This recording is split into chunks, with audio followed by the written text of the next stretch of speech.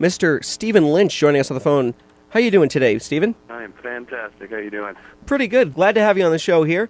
You have a show coming up tomorrow night, right outside of Philadelphia. And so what is that for exactly? Is that just It's a big WMMR charity event. So we just have a few... Am I supposed to mention a rival station? I don't know if that's considered a rival station because we're only in Pittsburgh, so it's not that big of a deal. And I think we actually have some students going home to Philadelphia for Thanksgiving break, so hopefully we can get some people over to the show for you. Grab your little brothers and sisters and bring them to my show. Exactly. Hopefully, we played Grandfather on the air a few minutes ago, so hopefully we got the... Yeah, bring your parents and your grandparents. It's a family show. They'll all love it. Exactly. So how weird is it, like, just hearing your songs played on the radio? Has that sunken in yet? I never hear my songs played on the radio. Really? Even like jocks don't play your music on the air before they talk to you? Yeah, or? Sometimes, but it's not like I turn on Top 40 radio. Right. Thick, and then my song. Exactly. You know what I mean? Yeah, no, I know. It doesn't happen. It's usually some guy going, "Hey, everybody, it's Comedy Hour on whatever." Right. Then maybe they'll play my song, but it's not like I'm driving in my car listening to some Top 40 tunes and I hear myself and have that, "Oh my God, I've made it" moment. But I mean, still, it's fun to hear my stuff on the radio when I do hear it, though. Right. Have you ever had to, like, I know you've done radio performances, you've been on Comedy Central, which according to your bio, you've got some stuff you're working on with them for next year. Have you ever really, like, had to censor yourself to the point where it was awkward? No, not really, because when I started writing, I wrote intentionally trying to get these songs on radio and TV. Uh-huh.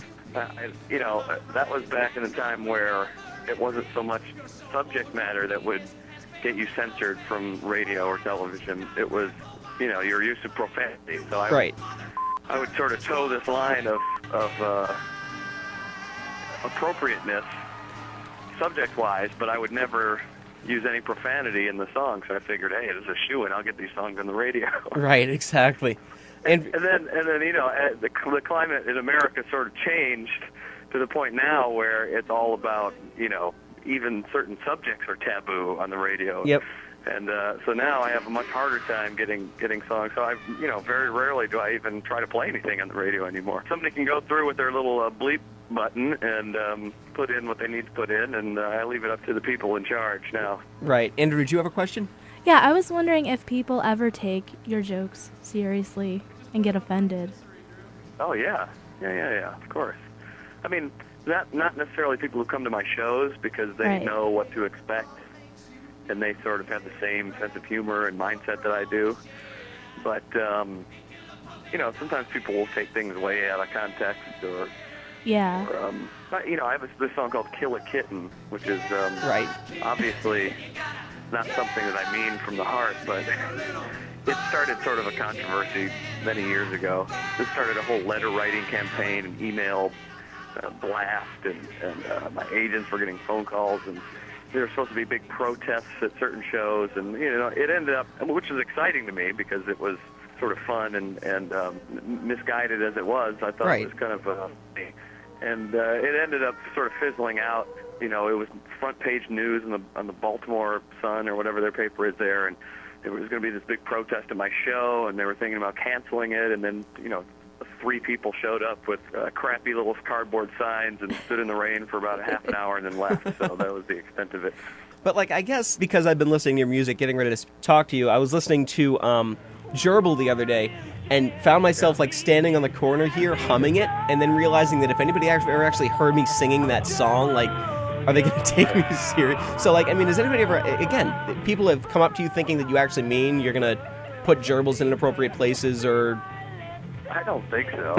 Not that I can recall. I mean, most people are bright enough to realize that when you're going for a laugh, you'll say anything. So you can't take this stuff too seriously. I mean, people usually believe my setups more than they believe the act. People think I have kids because I have songs about, I have a song called Lullaby about telling my quote-unquote daughter why, her mother and I are getting divorced, and I have a song about my child being born and it being not the most attractive child in the world. Right.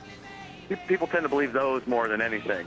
Right. I actually have a kid, and that I got a divorce, and that sort of thing. Right. Okay. Now, your bio mentioned that you are. I hope you don't mind me bringing this up. It says that you're the son of a former nun and priest. Am I correct in reading that? That is true. How does that affect, like, how do they react to some of the stuff that you've said and done on stage? Well, they have really good senses of humor, so they get it, and they get that that I'm kidding, and that right.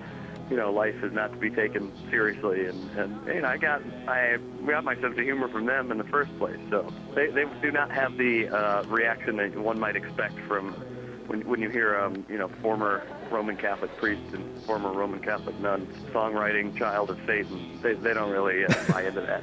They don't bash you for the Craig Christ and the song about the Beatles or anything like that.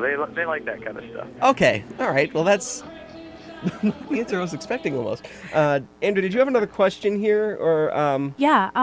What can fans expect to hear at the Tower in Upper Darby? Well, they can expect to hear hopefully their favorite songs, and as well as some songs they have never heard before. Oh, so you are working on some new stuff then? Yes, I'm working on new stuff, and I hope to have a new record out for all your listeners to illegally download sometime early next year. Okay. And I have a couple friends who are going to join me on stage, and that's always a good time. So. Right. Is there anything that fans do that kind of drives you nuts? Like, I know there's a couple of videos floating around YouTube of you complaining about people requesting the bowling song like crazy and things like that.